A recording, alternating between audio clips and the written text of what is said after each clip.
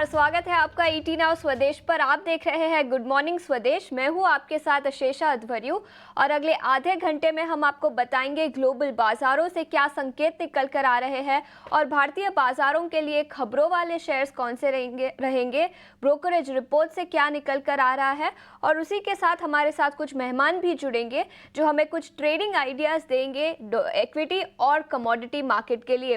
लेकिन सबसे पहले जो ग्लोबल संकेत निकल कर आ रहे हैं उस पर नजर डालते हैं। गिफ्ट निफ्टी की बात करें तो थोड़ी सी गिरावट दिख रही है, करीब 30 अंकों की गिरावट के साथ 24,680 के लेवल्स पर है। 2,700 के निचले स्तर पर गिफ्ट निफ्टी थोड़ी सी गिरावट भारतीय बाजारों के लिए आज के ट्रेडिंग सेशन में दिख सकती है। अमेरिकी बाजारों पर सबसे पहले एशियाई बाजारों पर नजर डालते हैं। यहाँ पर भी थोड़ी सी कमजोरी दिखी है। निकाय की बात करें तो आधे % से ज्यादा की गिरावट। इनफैक्ट जापान का ट्रेड डेटा कल आया था जो काफी कमजोर था, जिसके चलते जापानीज मार्केट में कल के ट्रेडिंग सेशन में गिरावट दिखी। कॉस्पी की बात करें तो यहाँ पर भी थोड़ी सी नरमी है। तो ऑल इन ऑल एशियाई बाजारों में आज के ट्रेडिंग सेशन में थोड़ी सी नरमी दिखी है। अमेरिकी बाजारों की बात करें तो यहाँ पर भी कमजोरी थी। कल के ट्रेडिंग सेशन में लाल निशान में बंद होते हुए नजर आए। डाउ जोन्स की बात करें तो 5 दिन लगातार तेजी के बाद कल के ट्रेडिंग सेशन में कमजोरी दिखी। याद रखिए रिसेशन के कंसर्न्स थे, फियर था कि शायद रिसेशन बढ़ सकता है, लेकिन वो कम हुए। उसके बाद रिकवरी देखी, लेकिन कल फिर से वो रिकवरी कम होती हुई नजर आई और इसीलिए अमेरिकी बाजार कल लाल निशान में बंद हुए। बाकी सारे इंडिसेस की बात करें तो नैस्डैक 0.4% की गिरावट के साथ बंद हुआ। S&P में 0.2% की गिरावट दिखी और डाउ जोन्स भी करीब 0.2% की गिरावट के साथ बंद होता हुआ नजर आया। लेकिन याद रखें इस हफ्ते एक अहम बैठक है, ग्लोबल सेंट्रल बैंकर्स की जैक्सन होल सिंपोजियम की बैठक होगी, जहां पर इंटरेस्ट रेट पर कुछ कमेंट्री निकल कर आ सकती है। इस साल कैसी इंटरेस्ट रेट साइकिल रहेगी उस पर भी कमेंट्री निकल कर आएगी। और याद रखिए जेरोम पॉवेल जो फेडरल रिजर्व चीफ है, उनकी कमेंट्री होगी शुक्रवार को। सभी ग्लोबल मार्केट्स की नज़र भी उस कमेंट्री पर रहेगी और इंटरेस्ट रेट पर क्या कमेंट निकल कर आती है उसके चलते अमेरिकी और बाकी सारे बाजारों पर भी इम्पैक्ट दिखेगा। इनफैक्ट यूरोपियन मार्केट्स की बात करें तो यहाँ पर भी कल के ट्रेडिंग सेशन में कमजोरी दिखी। डैक्स करीब 0.35% की गिरावट के साथ बंद हुआ। कैक में भी 0.2% की गिरावट दिखी और फिटसी में तो करीब 1% की गिरावट दिखी। यहाँ पर गिरावट बाकी सारे इंडिसेस से काफ़ी ज़्यादा थी। एनर्जी शेयरों में यूरोपियन मार्केट्स में कल के ट्रेडिंग सेशन में कमजोरी दिखी। याद रखें क्रूड ऑयल प्राइसेस गिरे हैं, जिसके चलते एनर्जी शेयरों में कमजोरी दिखी और तीसरे दिन लगातार ब्रेंट क्रूड प्राइसेस गिरे। इसकी दो वजह है। एक ग्लोबल डिमांड कंसर्न्स है। चाइना से जो डिमांड बढ़ने की उम्मीद थी वो उम्मीद नहीं रही है, जिसके चलते चाइनीज डिमांड कंसर्न्स के चलते ब्रेंट क्रूड प्राइसेस गिरे हैं और उसी के चलते एनर्जी स्टॉक्स में कल के ट्रेडिंग सेशन में कमजोरी दिखी। इसी के साथ प्रेशियस मेटल्स की बात करें तो यहाँ पर थोड़ी सी तेज़ी थी। गोल्ड प्राइसेस बढ़े, जिसके चलते प्रेशियस मेटल कंपनियों जो यूरोपियन मार्केट में है वहाँ पर थोड़ी सी तेज़ी दिखी। कमोडिटीज़ की बात करें तो गोल्ड की हमने बात की, पिछले दिनों कुछ दिनों से अच्छी तेज़ी दिखी है। कल के ट्रेडिंग सेशन में $2,550 पर आउंस पर गोल्ड बंद होता हुआ नजर आया और क्रूड ऑयल मार्केट में भी पिछले कुछ दिनों से नरमी दिखी है। इनफैक्ट अब तक अगस्त की बात करें तो 4% से ज़्यादा की गिरावट ब्रेंट क्रूड प्राइसेस पर दिखी है और इसके चलते ग्लोबली ही नहीं डोमेस्टिक ऑयल मार्केटिंग कंपनीज और क्रूड रिलेटेड कंपनियों पर इम्पैक्ट दिखा है।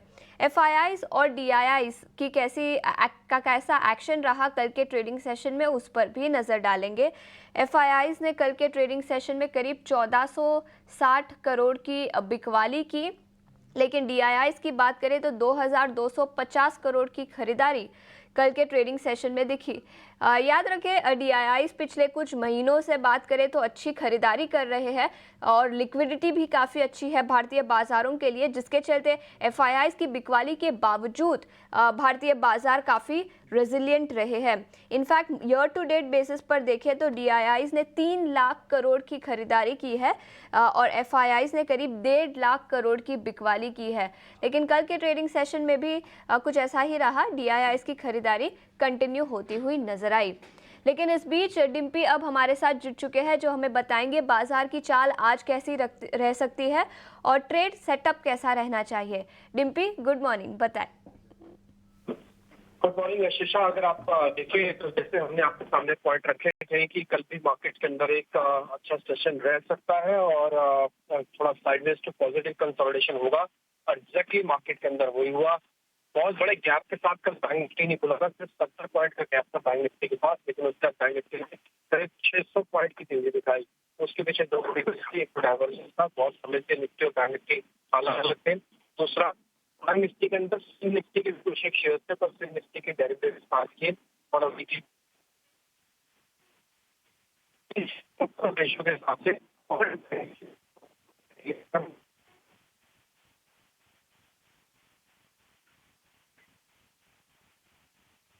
शॉर्ट मत करना बैंक निफ्टी को, क्योंकि बैंक निफ्टी अगर आप शॉर्ट करोगे तो आप फंस जाओगे, ट्रैप हो जाओगे। तो कल के सेशन में टिपिकली दोनों शॉर्ट कवरिंग आती हुई दिखी है। निफ्टी के अंदर शॉर्ट कवरिंग हुई है, बैंक निफ्टी के अंदर शॉर्ट कवरिंग हुई है, लेकिन शॉर्ट कवरिंग आपको एक लेवल तक लेके जा सकती है। शेयर हमने कल भी आपको एक राइम के जैसे एक लेवल याद करवाए थे, 450, 50, 850। 450 का बेस बना हुआ था, 650 कल आपने पार कर, 850 पे आके रुक गए आप फिर से। तो ये तीन इंपॉर्टेंट लेवल है। अब आपका जो नई जर्नी स्टार्ट होगी वो 850 के पार ही होगी। अब आपके पास एक नया बेस आ चुका है, 400 से बढ़कर वो 600 हो चुका है। तो आप अब क्या रहेंगे, जिनके पास पुरानी पोजीशन है उनको सिर्फ ट्रेल करना है। हमने कल भी कहा था ट्रेडिंग स्टॉप लॉस लगाने में कोई दिक्कत नहीं है, आप लगा के रखो, आपको बुक करना 30-40% बुक भी करके रखो। तो कल आपने अगर ट्रेल किया है तो आज आपको आपका जो स्टॉप लॉस है वो 200 पॉइंट से बढ़ा दिया हमने, 24,400 से 24,600 पे ले आए हैं। और आपके लिए टारगेट हमने रख दिया है, पहले 24,850 से 25,000 तक का टारगेट है।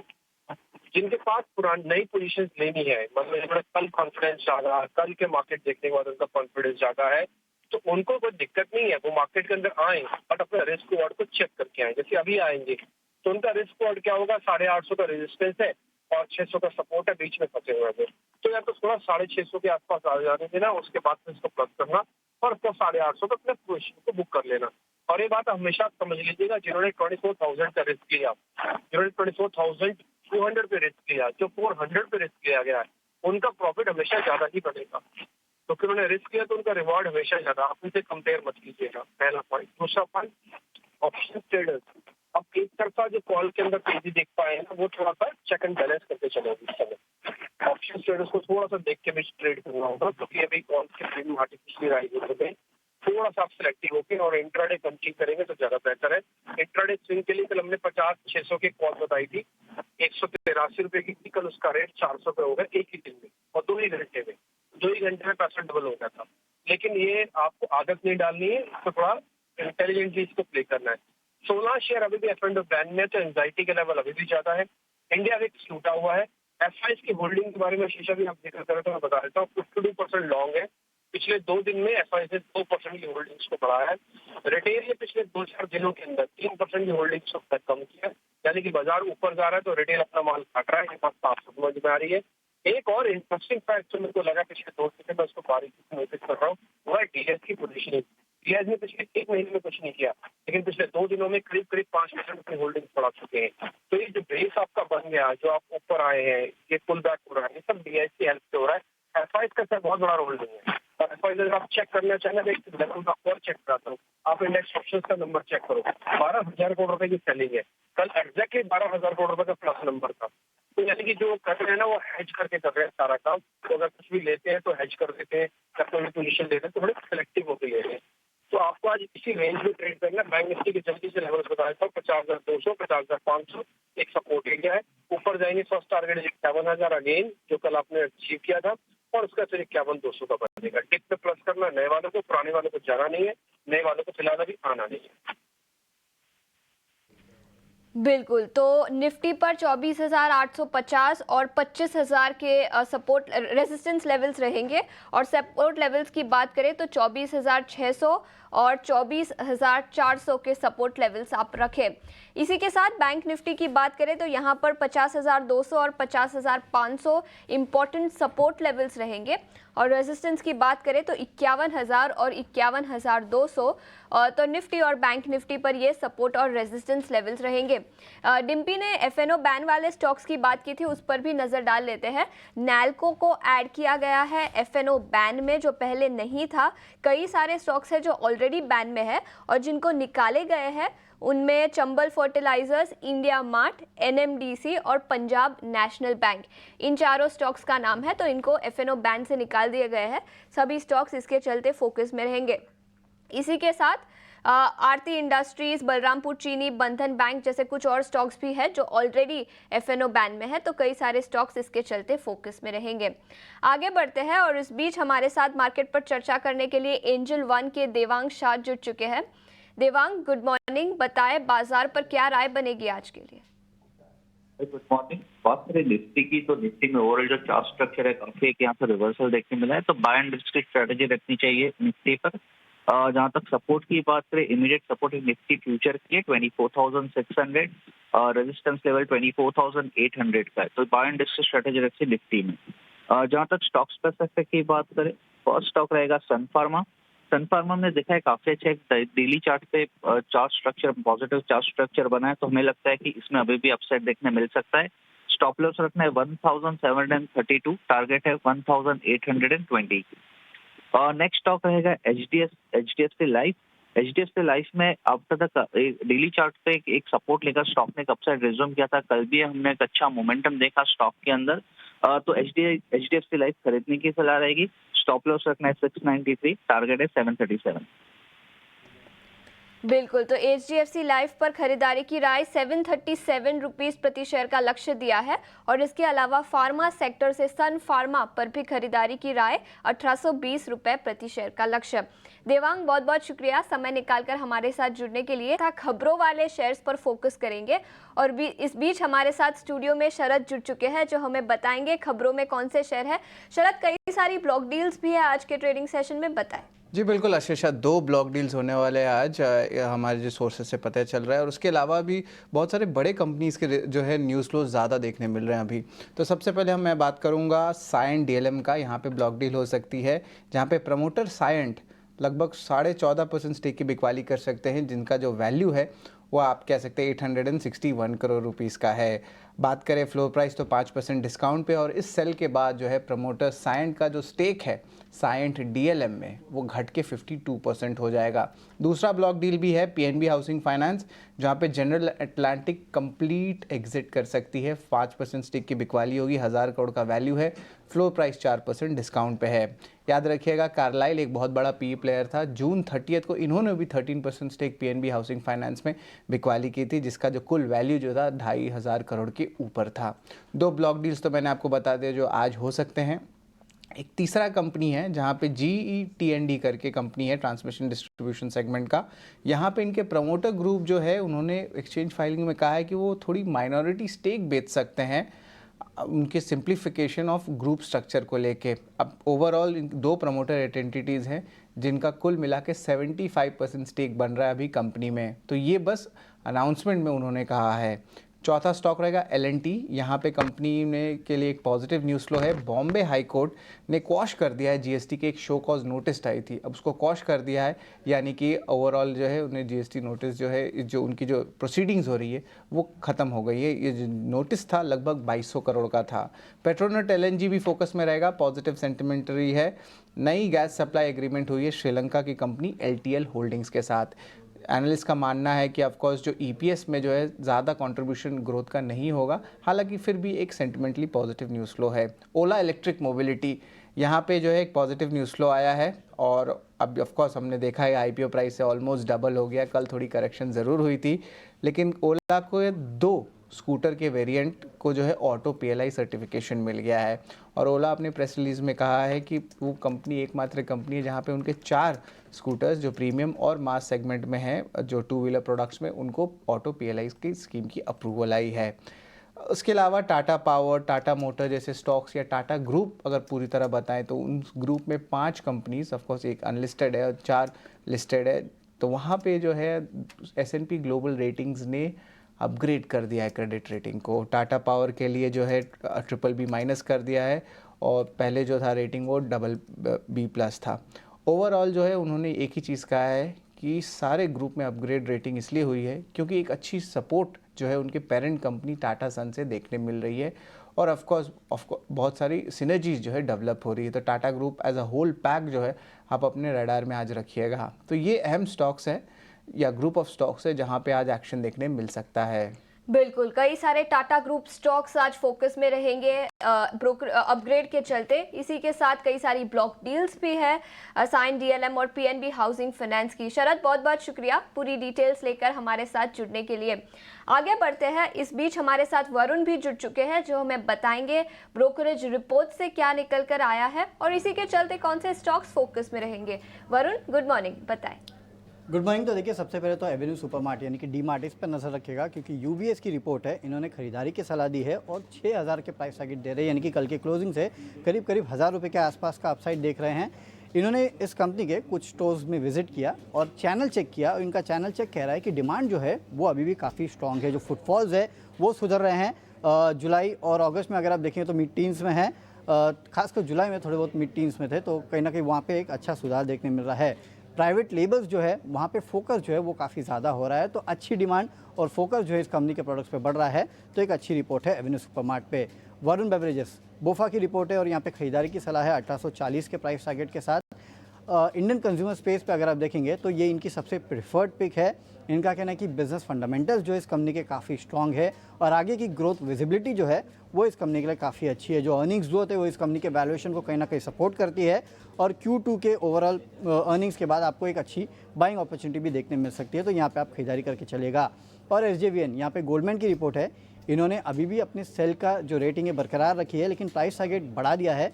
हालांकि 75 से बढ़ा के 85 का कर दिया है। ये स्टॉक उसके काफ़ी ऊपर चल रहा है, लेकिन हाँ इन्होंने प्राइस टारगेट बढ़ाया है।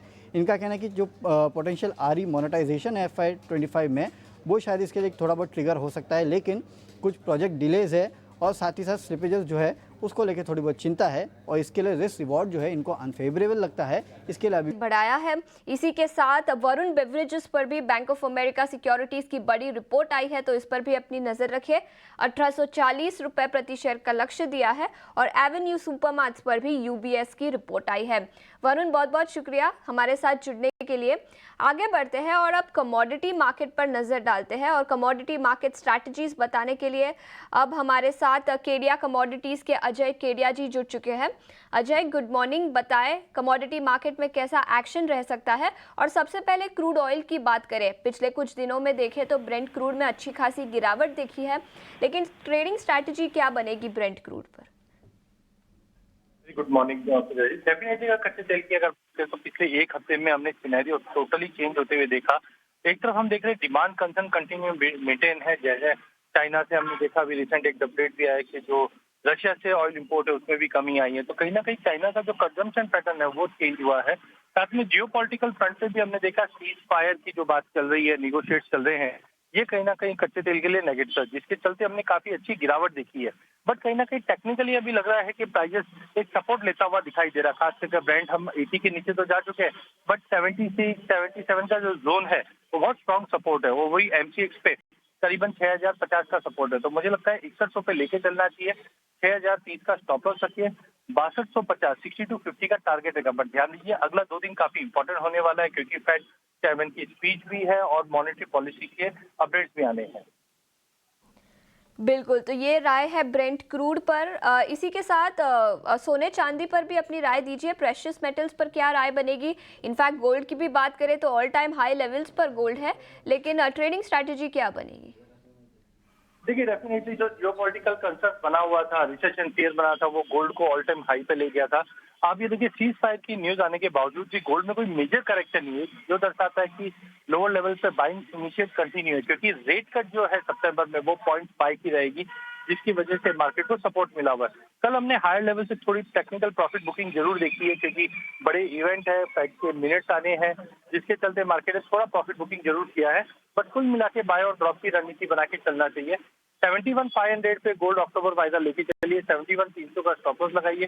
71,900 का टारगेट रहेगा। वही चांदी में भी हमने देखा अच्छा सपोर्ट मिला, लेकिन हायर लेवल से थोड़ा प्रॉफिट बुकिंग इस पे भी आया, क्योंकि $30 के ऊपर अब चांदी जाने में थोड़ा समय लगा रही है। तो 84,400 के ड्रॉप पे हमें सिल्वर लेना है, 84,000 का स्टॉप लॉस रखना है, 85, 100 तक के टारगेट हम चांदी में देख पाएंगे। तो सोने और चांदी दोनों पर खरीदारी की राय अगर निचले स्तर पर जाता है तो खरीदारी के मौके भी बन सकते हैं। 85,100 का लक्ष्य दिया है सिल्वर पर और 71,900 का दिया लक्ष्य सोने पर। इसी के साथ हमने क्रूड की तो बात की, नेचुरल गैस पर भी अपनी राय दीजिए। बिल्कुल, नेचुरल गैस में हमने एक अच्छी खासी रैली देखी है, प्राइसेस 190 तक चले गए थे, एकदम से हमने प्रोडक्शन कट की न्यूज देखे थे, बट टेक्निकली मुझे लगता है 190 192 काफी बड़ा ट्रिगर है, इसलिए मार्केट सस्टेन नहीं कर पा रहा है। तो बिल्कुल इंटरडे के लिहाज से मुझे लगता है 187 पे बेचिए, 190 का स्टॉप लॉस लगाइए, लिमिटेड डाउनसाइड है बट 180 तक का लेवल मिल जाएगा।